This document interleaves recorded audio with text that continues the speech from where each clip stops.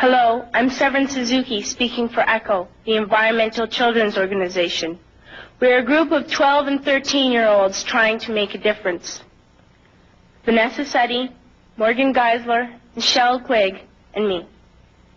We've raised all the money to come here ourselves, to come 5,000 miles to tell you adults you must change your ways. Coming up here today, I have no hidden agenda. I am fighting for my future. Losing my future is not like losing an election or a few points on the stock market.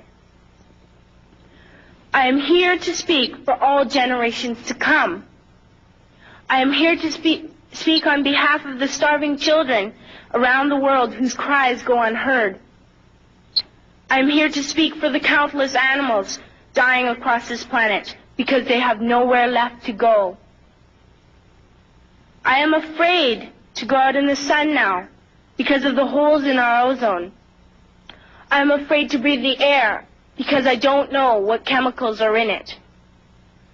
I used to go fishing in Vancouver, my home, with my dad, until just a few years ago we found the fish full of cancers. And now we hear of animals and plants going extinct, every day vanishing forever. In my life, I have dreamt of seeing the great herds of wild animals, jungles and rainforests full of birds and butterflies. But now I wonder if they will even exist for my children to see. Did you have to worry of these things when you were my age? All this is happening before our eyes, and yet we act as if we have all the time we want and all the solutions. I'm only a child, and I don't have all the solutions. But I want you to realize, neither do you. You don't know how to fix the holes in our ozone layer. You don't know how to bring the salmon back up in a dead stream. You don't know how to bring back an animal now extinct.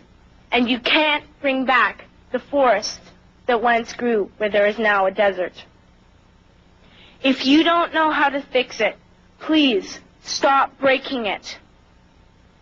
Here, you may be delegates of your government, business people, organizers, reporters, or politicians, but really, your mothers and fathers, sisters and brothers, aunts and uncles, and all of you are someone's child.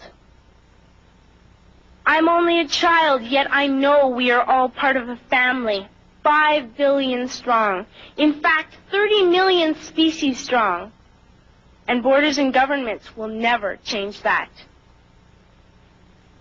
I'm only a child, yet I know we are all in this together and should act as one single world towards one single goal.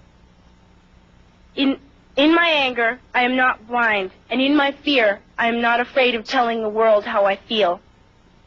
In my country, we make so much waste. We buy and throw away, buy and throw away, buy and throw away, and yet northern countries will not share with the needy. Even when we have more than enough, we are afraid to share.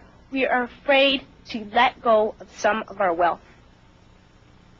In Canada, we live the privileged life, with plenty of food, water, and shelter. We have watches, bicycles, computers, and television sets. The list could go on for 2 days. 2 days ago, here in Brazil, we were shocked when we spent time with some children living on the streets. This is what one child told us. I wish I was rich. And if I were, I would give all the street children food, clothes, medicines, shelter, and love and affection. If a child on the streets who has nothing is willing to share, why are we who have everything still so greedy? I can't stop thinking that these are children my own age, that it makes a tremendous difference where you are born. That I could be one of those children living in the favelas of Rio. I could be a child starving in Somalia, or a victim of war in the Middle East, or a beggar in India. I am only a child, yet I know if all the money spent on war was spent on finding environmental answers, ending poverty, and finding treaties, what a wonderful place this earth would be. At school, even in kindergarten, you teach us how to behave in the world. You teach us not to fight with others, to work things out, to respect others, to clean up our mess, not to hurt other creatures, to share, not be greedy. Then why do you go out and do the things you tell us not to do? Do not forget why you are attending these conferences, who you're doing this for. We are your own children. You are deciding what kind of a world we are growing up in. Parents should be able to comfort their children by saying, everything's going to be all right. It's not the end of the world, and we're doing the best we can.